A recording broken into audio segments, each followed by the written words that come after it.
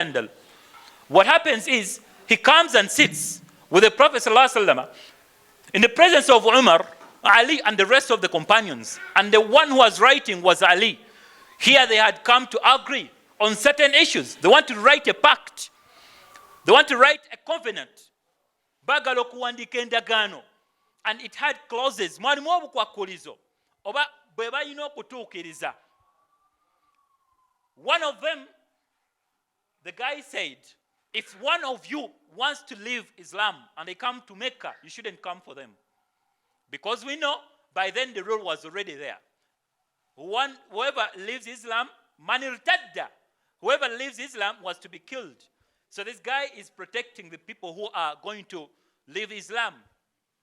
He's saying they shouldn't be brought back, they shouldn't be taken back to Medina. But whoever leaves their religion, the one of worshipping idols, and he gets to Medina, the Quraysh are allowed to go and get them back if they wish to. As they are at this close, trying to discuss it, Abu Jandal, a son to this guy talking, he was one of the prisoners in Mecca. And he couldn't escape because he wouldn't run anywhere. He wasn't able to run anywhere. But now he realizes Muslims have come. They are around Mecca. He's having a chance. Afunyo mukisa. He can utilize it and escape. Ibadullah. He runs out of the home where he was imprisoned. He reaches the tents of the Muslims. He's very happy. Muslims are so happy to see him.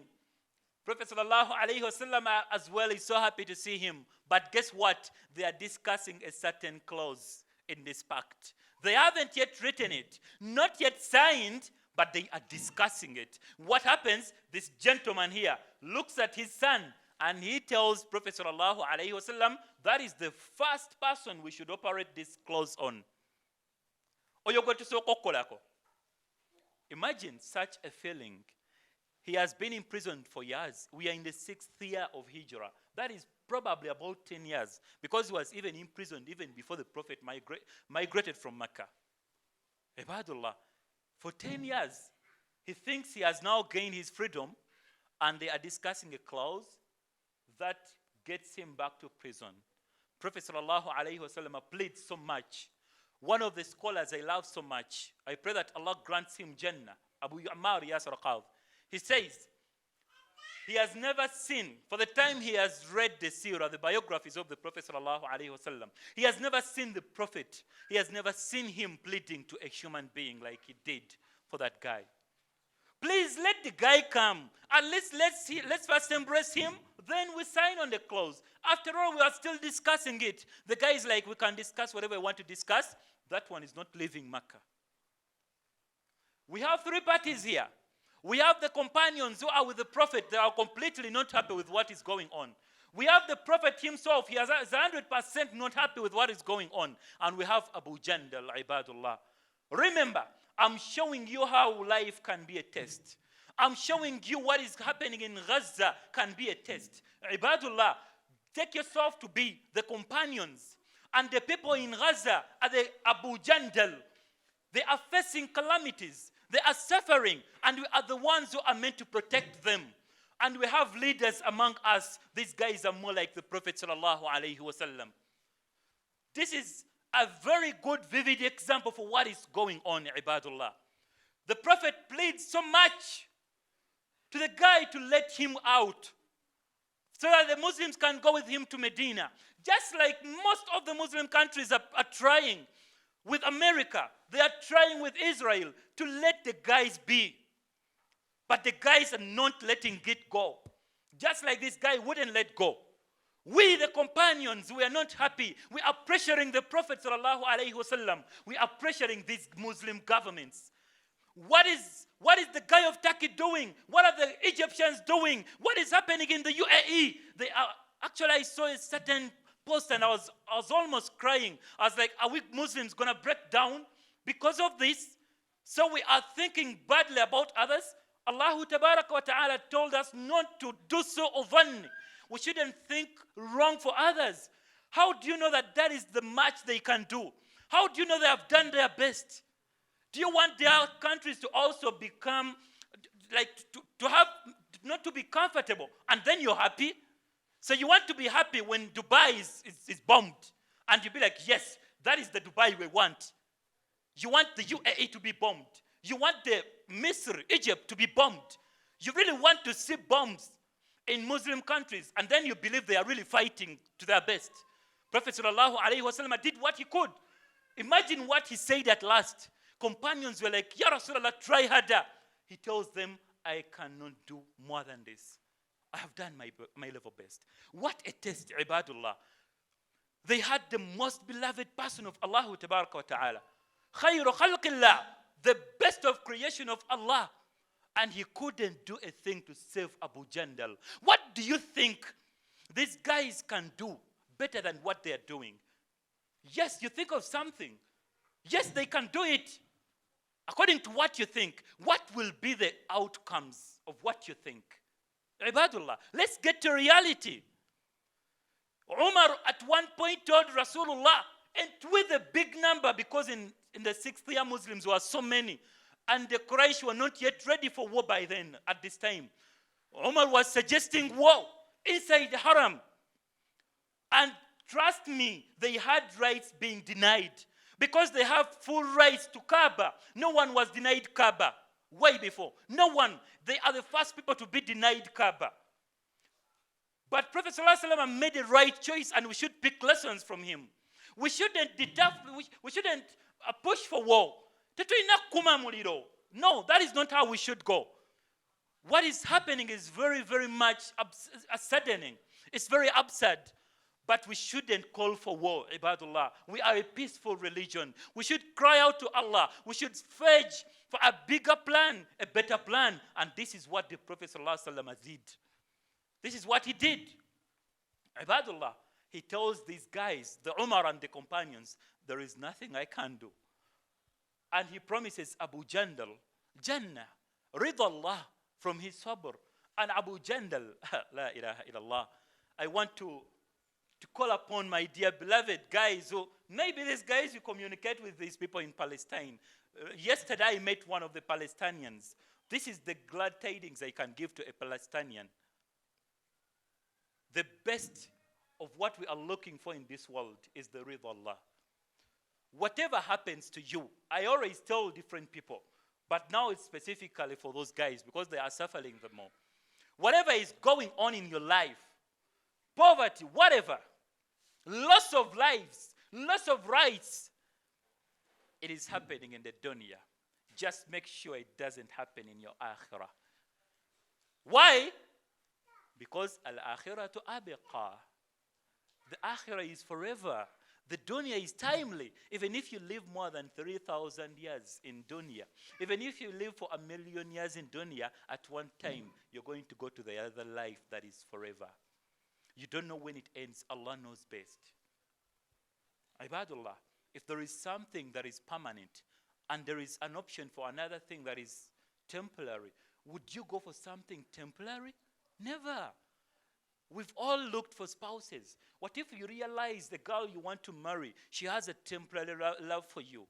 Would you go in for her? Yet you have someone who has permanent love, and you've liked both of them. What would you choose? Trust me, a serious person chooses for permanency. Ibadullah, I want to bring to your notice that we should always chase for the akhirah, and that is the best of everything. Yes, we may acquire the dunya, and Allah promises to give us the dunya, but if He doesn't, we shouldn't lose hope in the akhirah. So Abu Jandal, what did he say? Allah is sufficient for me. La ilaha illallah. Allah is sufficient for me. Dear beloved brothers and sisters in Palestine suffering, Allah is sufficient for you. And at least I'm very, very happy with them. I've realized most of them that are dying, they are crying out for Allah to be happy with them. They are crying, they are reciting verses. Allah Ta'ala is watching you. He's knowing whatever you're going through. But the reason He hasn't yet granted you victory, it is a test. It is a test for all the three categories. It is a test for the leaders in the Muslim ummah. It is a test for the Muslim ummah at large, and it is a test for the guys suffering. أقول ما تسمعون أستغفر الله لي ولكم ولسائر المؤمنين فاستغفروه إنه هو الغفور الرحيم. Alhamdulillah, wa salatu wa salam ala rasulillah wa ba'd. Dear beloved brothers and sisters, I want to summarize the second khutbah because of the time. I don't have enough time. However, let me give you these three. Inshallah, we could take them up and they would be of benefit for us. That story I've tried to narrate, I've stopped in the middle because of time, but I'm sure you've gotten a glimpse of what I intended to teach you.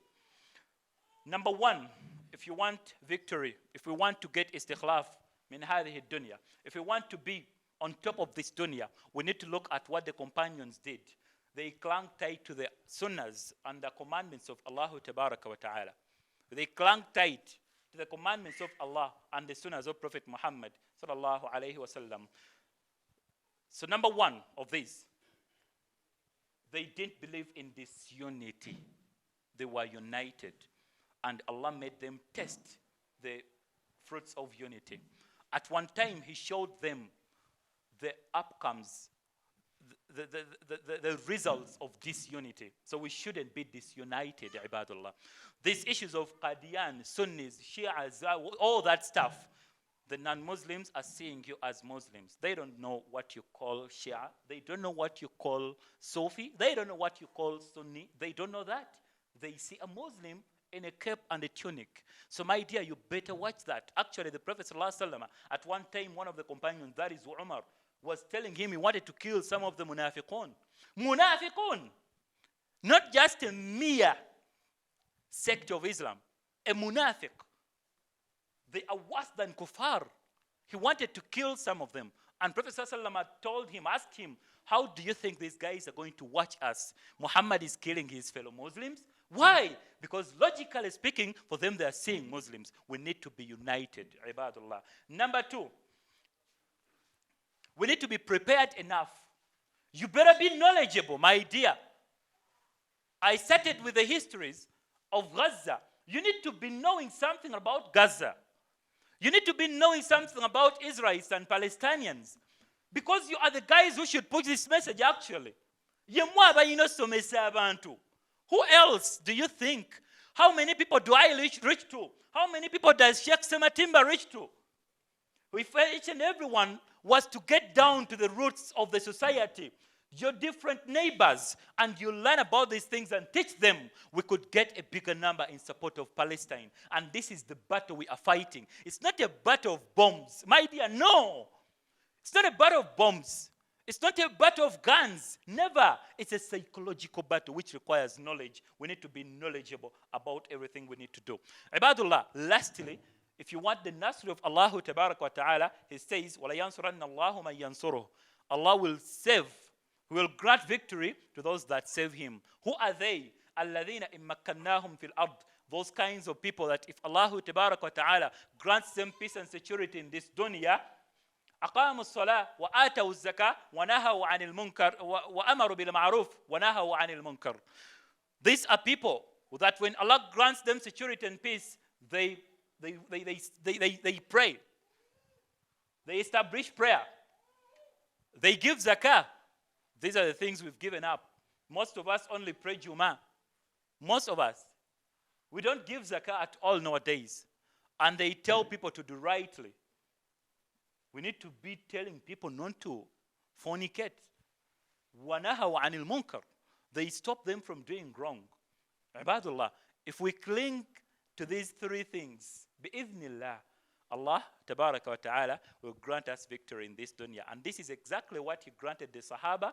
He granted that to the people, the generation that came later on, and a number of generations came by in this victory. You remember the golden ages of Islam, as Islam was at its pinnacle. We can regain this if we get back to the sunnahs and what the Prophet ﷺ taught us. أقول ما تسمعون أستغفر الله لي ولكم ولسائر المؤمنين إن الله وملائكته يصلون على النبي يا أيها الذين آمنوا صلوا عليه وسلموا تسليما اللهم صل على محمد وعلى آل محمد كما صليت على إبراهيم وعلى آل إبراهيم إنك حميد مجيد اللهم بارك على محمد وعلى آل محمد كما باركت على إبراهيم وعلى آل إبراهيم إنك حميد مجيد ورضى اللهم عن الخلفاء الراشدين منهم أبي بكر وعمر وعثمان وعلي وعن سائر أصحاب رسول الله صلى الله عليه وسلم اللهم أعز الإسلام والمسلمين اللهم أعز الإسلام والمسلمين اللهم أعزنا يا رب العالمين وانصر المسلمين في فلسطين اللهم انصر إخوتنا في فلسطين اللهم اجعلهم النصر يا رب العالمين اللهم اجعلهم النصر إنك أنت الرحمن الرحيم إنك أنت العليا إنك أنت الأعلى يا رب العالمين برحمتك يا أرحم الراحمين اللهم إنا نسألك جنتك فردوس ونعوذ بك من النار اللهم إنا نسألك جنتك فردوس ونعوذ بك من النار اللهم إنا نسألك جنتك فردوس ونعوذ بك من النار أقم الصلاة الرحيم مالك يوم الدين إياك نعبد وإياك نستعين اهدنا الصراط المستقيم صراط الذين أنعمت عليهم غير المغضوب عليهم ولا الضالين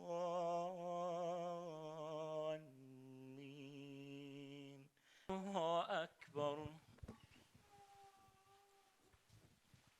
الحمد لله رب العالمين الرحمن الرحيم مالك يوم الدين إياك نعبد وإياك نستعين اهدنا الصراط المستقيم صراط الذين أنعمت عليهم غير المغضوب عليهم ولا الضالين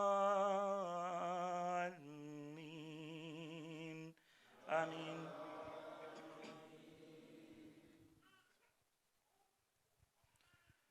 ألم نشرح لك صدرك ووضعنا عنك وزرك الذي أنقض ظهرك ورفعنا لك ذكرك فإن مع العسر يسرا إن مع العسر يسرا فإذا فرغت فانصب وإلى ربك فارغب الله أكبر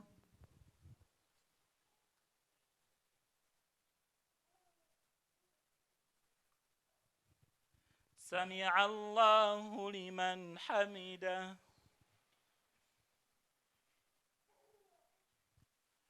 الله أكبر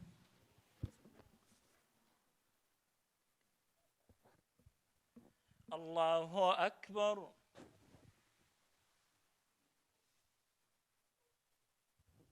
الله أكبر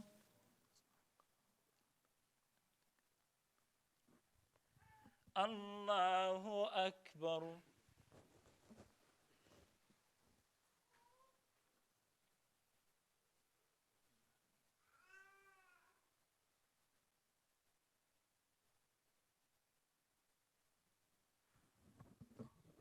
السلام عليكم ورحمة الله السلام عليكم ورحمة الله